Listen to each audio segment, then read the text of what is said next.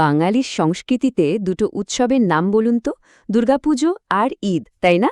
কিন্তু আজ আমরা যেভাবে এই উৎসব দুটোকে পালন করি, আজ থেকে ৪০০ বছর আগেও কি ঠিক এমনইভাবে হতো? না, একদমই না। চলুন আজ এই দুই উৎসবের ৪০০ বছরের দীর্ঘ যাত্রাপথে একবার ডুব দেয়া যাক। দেখি কিভাবে এগুলো রাজবাড়ির উঁচু দেয়াল টপকে আমাদের একেবারে সাধারণ মানুষের উৎসব হয়ে উঠল। তো প্রথমেই একটা খুব জরুরি প্রশ্ন তোলা যাক। এই উৎসবগুলো কি শুধুই কিছু ধর্মীয় নিয়মকানুন, নাকি এর চেয়ে অনেক বেশি কিছু?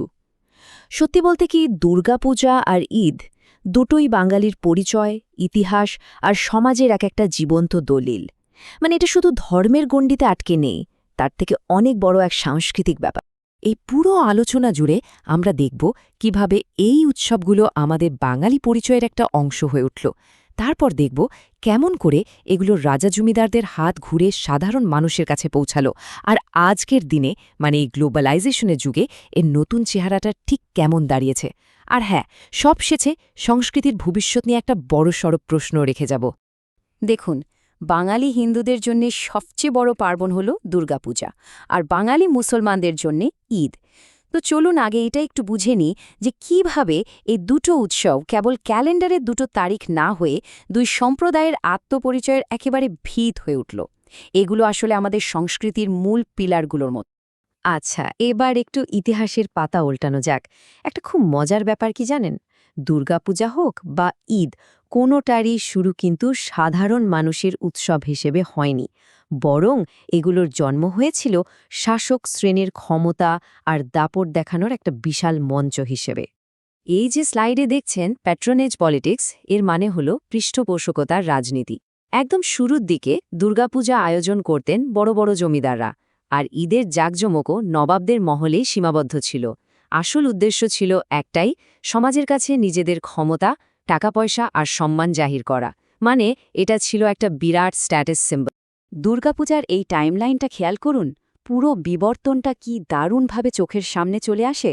ধরুন ১৫৮০ সাল নাগাদ তাহেরপুরের রাজা কংসনারায়ণ প্রথমবার বিশাল করে শারদীয়া পূজার আয়োজন করলেন। এরপর ১৭৫৭তে শোভাবাজারের রাজা নবকৃষ্ণদেব তো ব্রিটিশদের খুশি করতে আর নিজের ক্ষমতা দেখাতে পূজার আয়োজন করলেন। কিন্তু আসল বদলটা এলো ১৭৯০ সালে, যখন গুপ্তিপাড়ায় ১২ জন বন্ধু মিলে চাঁদা তুলে প্রথম বারোয়ারি পূজা করলেন।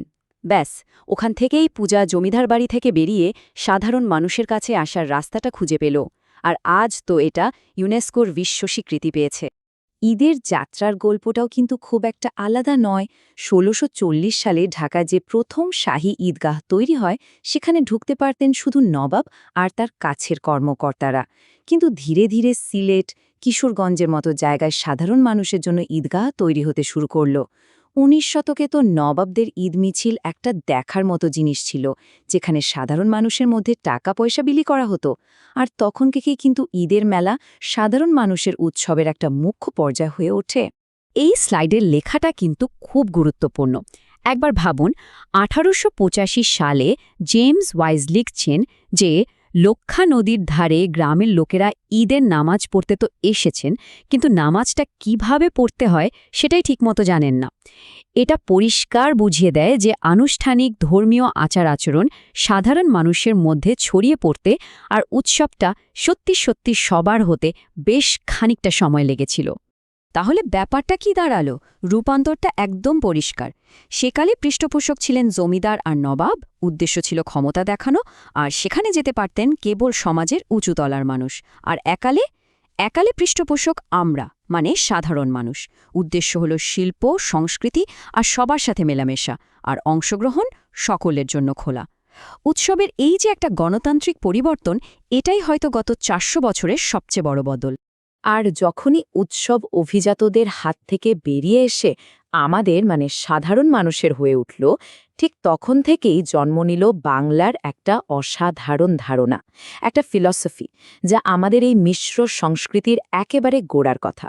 এই কথাটা আমরা সবাই শুনেছি, তাই না? কিন্তু এটা শুধু একটা কথার কথা নয়, এটা বাঙালির রক্তে মিশে থাকা একটা দর্শন। ইতিহাস ঘাটলে দেখা যায় বাংলায় হিন্দু, মুসলমান, বৌদ্ধ, খ্রিস্টান সবাই চিরকাল পাশাপাশি থেকেছে এবং একে অপরের উৎসবে মন খুলে যোগ দিয়েছে। দুর্গাপুজোর প্যান্ডেলে যেমন সব ধর্মের মানুষ যায়, ঠিক তেমনি ঈদের দিনেও কিন্তু অন্য ধর্মের বন্ধুদের জন্য বাড়ির দরজা সবসময় খোলা থাকে। এই মিলেমিশে থাকার সংস্কৃতিটাই বাংলার আসল জোর। চলুন এবার এক লাফে চলে আসি আজকের যুগে। এখন উৎসব আর শুধু সামাজিক মেলামেশা বা ধর্মীয় আচারের মধ্যে আটকে নেই। এই বিশ্বায়নের যুগে এটা এখন একটা বিরাট শিল্প, অর্থনীতির একটা বিশাল চালিকা শক্তি। আবার কখনো কখনো কিছু নতুন বিতর্কেরও জন্ম দিচ্ছে। এখনকার দুর্গাপূজা কিন্তু বিশ্বের অন্যতম বড় একটা পাবলিক আর্ট ইভেন্টে পরিণত হয়েছে। পূজার ওই কয়েকটা দিন পুরো কলকাতা শহরটা যেন একটা খোলা আকাশের নিচে আর্ট গ্যালারি হয়ে যায়, তাই না?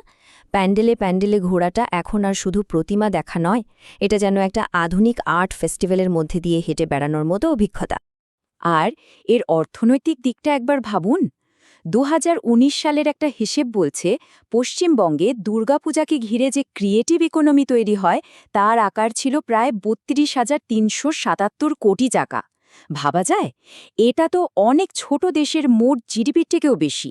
কাজে বোঝাই যাচ্ছে এটা এখন আর শুধু একটা উৎসব নয়, একটা বিশাল অর্থনৈতিক ব্যাপারও বটে। তবে সংস্কৃতির এই বদল বা বাইরের প্রভাব, এটা কিন্তু নতুন কিছু নয়।